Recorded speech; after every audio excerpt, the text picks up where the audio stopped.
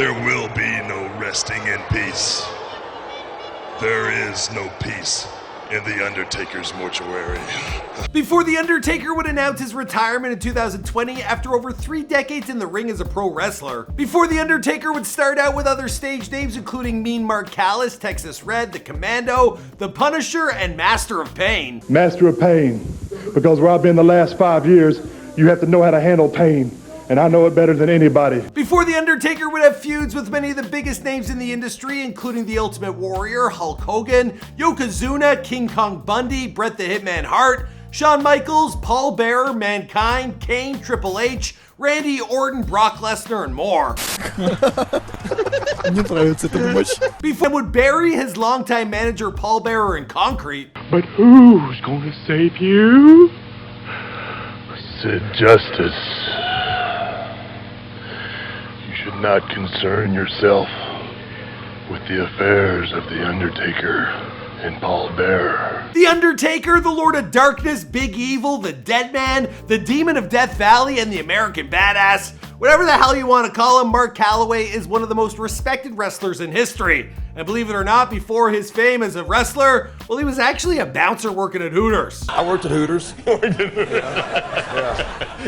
I bounced, I collected a few debts here and there for a few guys. Yeah, there's some things I'm not too proud of. Growing up, his natural size had lent itself to athleticism, and he played both football and basketball, and he actually ended up earning for himself a scholarship to play basketball and also study sports management. Now, his end goal, it was to become a basketball player in Europe, but then a knee injury, it crushed those dreams. Now, from there, he was working as a bouncer and collecting debts for loan sharks. Now, you got to imagine, even without the makeup, this was a scary dude who would walk up to you. I wouldn't want to owe him money. Now, this would also work for him outside the world of wrestling because it landed him a few roles in movies as well.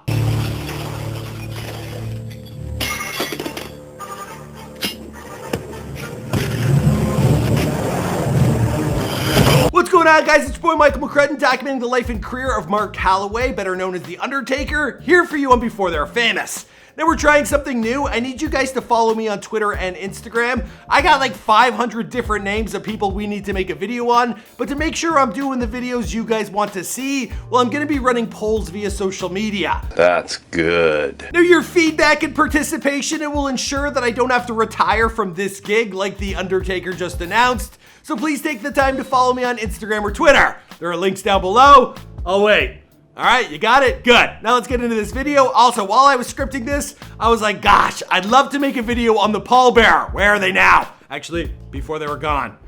How ironic. He was actually like a guy who worked at a morgue. Crazy story. Anyway, let's get into The Undertaker.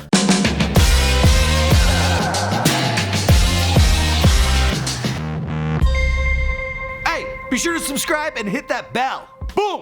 The Undertaker was born Mark William Callaway on March 24th, 1965 in Houston, Texas, to Frank Compton Callaway and Betty Catherine Turby.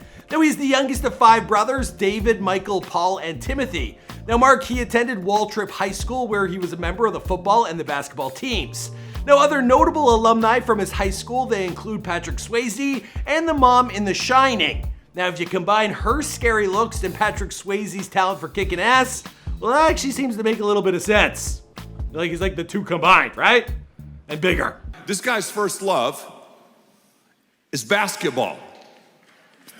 He played Division I and had an opportunity, I don't want to put words in your mouth, to even go to the next level.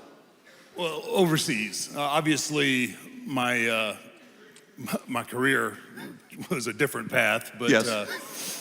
That's how good I was at basketball. I've been 30 years in the wrestling business. Mark graduated in 1983 and began studying at Angelina College in Lufkin, Texas on a basketball scholarship.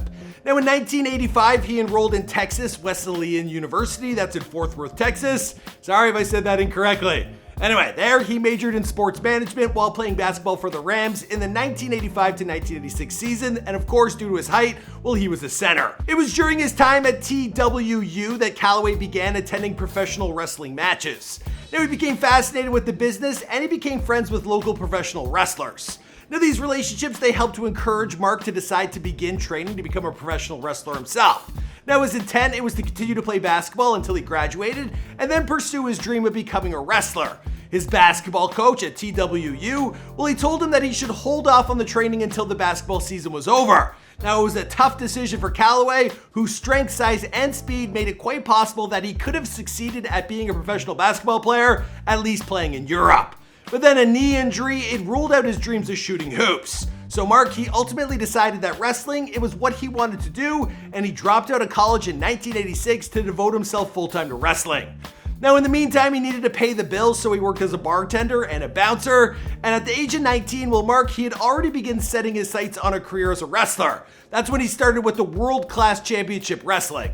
Now, he initially adopted the ring name Texas Red, and thereafter he adopted a series of several other names. He borrowed $2,000 from his brother to attend Buzz Sawyer's training school, but then Sawyer, he skipped town with all the trainees' money. Mark then learned his first major lesson in the world of wrestling, that everyone was kinda out for themselves, and few could be trusted. Now, he continued to train, but in the meantime, well, the man, he needed to earn a living.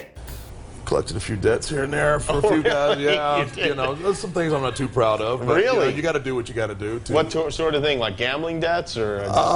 People just seem to at the end of the month come up a little short. So there's certain people out there that will float you a loan, but you need to pay them back. So. In 1998, he joined the CW, then known as the Master of Pain, and the next year he joined the WCW as Mean Mark. Then finally in 1990, he joined the WWF, and he made his debut as Kane the Undertaker. Now, as the story goes, Vince McMahon, he had envisioned a new type of character, the old Western stylized Undertaker with the long black coat and hat. And Mark, well, he was allowed to make this character his own. Once I got to the WWE, and then, I kind of started to realize that we had something special with that character. I was never satisfied. Now, there were several different looks that were tried out for the initial debut of Kane the Undertaker, but in the end, he came out looking like this. By 1991, well, Vince McMahon and the WWF, well, they knew that they had a winning character on their hands, and they doubled down their efforts of creativity to further promote The Undertaker. Now, he was teamed up with a new manager, Paul Bearer, and The Undertaker, well, he took home his first WrestleMania win, catapulting him to the main event status. I also just want to roll this clip of him with Jake the Snake because it really cracks me up. If it's some type of clue, that's who I think it is. I will not be held responsible for anything that I do, for anything that this man does, or this man, or the snake. Okay. Now, moving forward, they introduced caskets and the use of urns to drive fear into the heart of their opponents. And that same year at the Survivor Series, well, he defeated Hulk Hogan and became the WWF champion.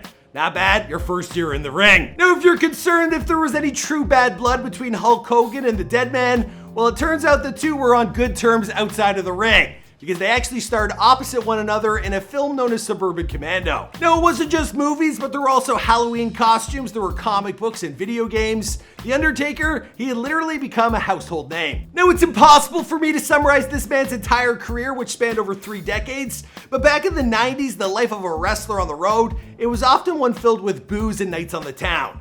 Now, Mark Callaway, he embraced all these perks of fame to the point where Vince McMahon, he once joked that The Undertaker, he didn't need to bother with makeup because Mark's hangovers already left him looking like complete garbage.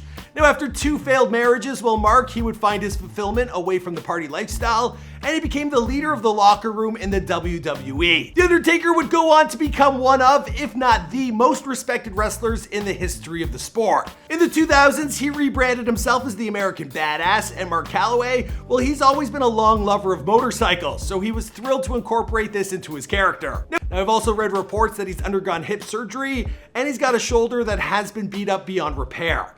Now, it was just recently during the COVID pandemic that The Undertaker, well, he would announce his indefinite retirement from the world of wrestling. Already a member of the Hall of Fame, he'll go down in history as one of the best there ever was, and will long be remembered for all he did as a sports entertainment icon. My God, it's a sad day. When I was growing up, The Undertaker, he was everything. And Yokozuna, and Boink the Clown. Man, the 90s were a different time. It was everything. Anyway, as for the rest of the story, well, I'm going to wrap this one up here because this is Before They're Famous. My name's Mike McCrudden, and we make all sorts of celebrity bios, so you guys got to let me know who's next in the comments down below. Also, be sure to take the time to follow me on Twitter. That's where I'm gonna be running the polls. We'll do them on Instagram stories as well, but Twitter's the most important. So be sure to go over there, hit follow, and I'll see you guys in another video. All right, bye.